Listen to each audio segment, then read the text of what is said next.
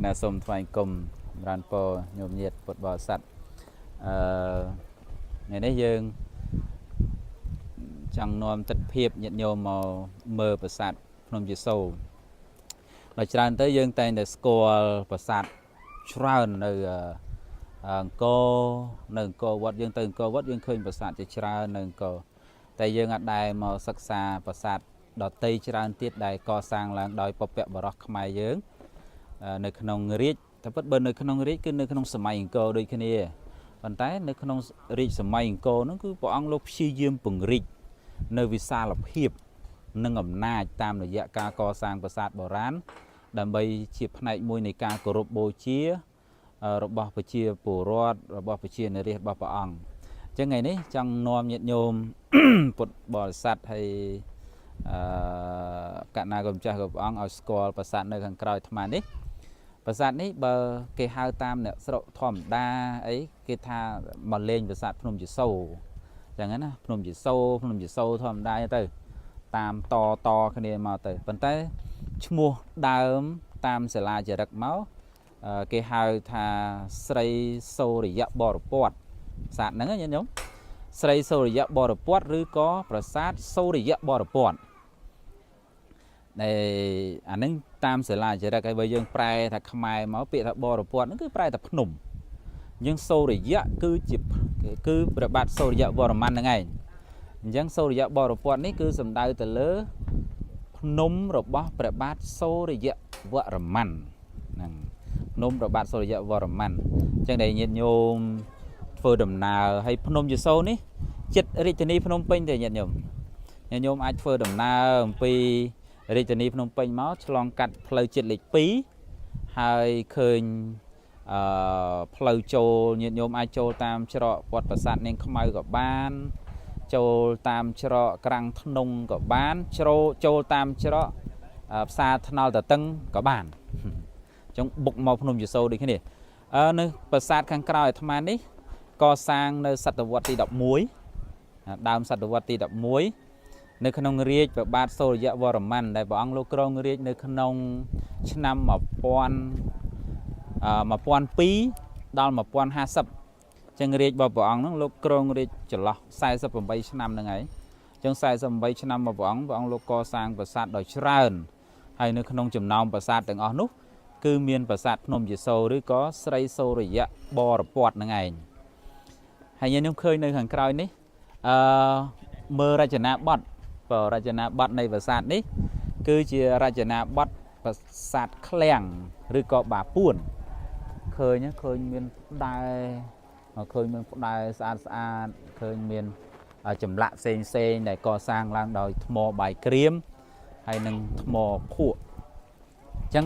ប្រាសាទនេះនៅរក្សាទ្រង់ទ្រាយស្អាតប៉ុន្តែវាមិនដូចដើមទេបើថាពីដើមឡើយមកនឹងដែលកសាងភ្លាមហ្នឹងវាគឺស្អាតមែនតើណាញាតិញោមស្អាតមែនតើយើងគ្រាន់តែឃើញទម្រង់មកបន្តិចហ្នឹងគឺឃើញតែស្អាតអ្វីដែលអាត្មាចាប់អារម្មណ៍នៅក្នុងប្រាសាទភ្នំយេសូវនេះគឺនោះទិសខាងនោះញាតិញោមមើលទិសខាងនោះយើងឃើញផ្លូវមួយដ៏ត្រង់ភ្លឹងណាត្រង់ភ្លឹងហ្នឹងញាតិញោមចាប់អារម្មណ៍នៅហ្នឹងគឺជាផ្លូវចណ្ដើរបុរាណចណ្ដើរបុរាណហ្នឹងគឺចេញអំពីប្រាសាទនៅខាងចុងគេបំផុតដែលមើលទៅហ្នឹងគឺប្រាសាទសែនភវាំងបន្ទាប់មកដល់កណ្ដាលនេះគឺប្រាសាទសែននិមលអញ្ចឹងញោមឃើញផ្លូវដែលធ្វើមកគឺត្រង់ចំកម្មចណ្ដើរហ្នឹងតែហ្មងនៅអត់មានវាទេណាមើលទៅត្រង់ភ្លឹងហ្មងអត់មានវាកន្លែងណាទេចាអាត្មាចាប់អារម្មណ៍ថានៅខាងមុខប្រាសាទនោះវាមានបារាយឬក៏គេហៅថាទលេអ៊ំដែលពីដើមឡើងជាបារាយដែលជុំវិញ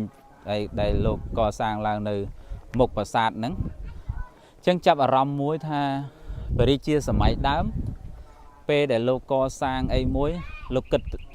ក្រៅអំពីសមិទ្ធផលនៃប្រាសាទលោកគិតទៅលើផ្នែកធំពីរទី1គឺប្រព័ន្ធធារាសាស្ត្រគឺផ្លូវទឹកតែហ្មង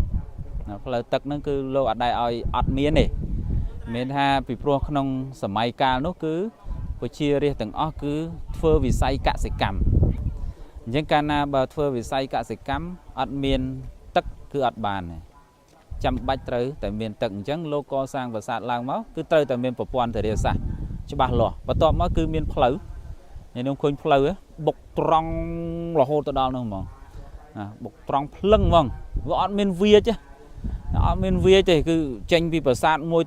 môi tranh vì phù môi tơ phù môi tranh vì đầm ban môi nó cứ trong lưng đầm đâu nhìn chăng bờ quan thời địa sa cứ chăm bách hai nâng phơi tu được kẹm mà nè cùng cứ phơi thon là ngay cứ chăm bách này chẳng tham miền tất vừa cả sự cầm hói tai ọt miền phơi tranh chỗ co làm bạ trong vòng lô kết cu đo nắng kết cu đầm bốn cứ sầm mật đập hó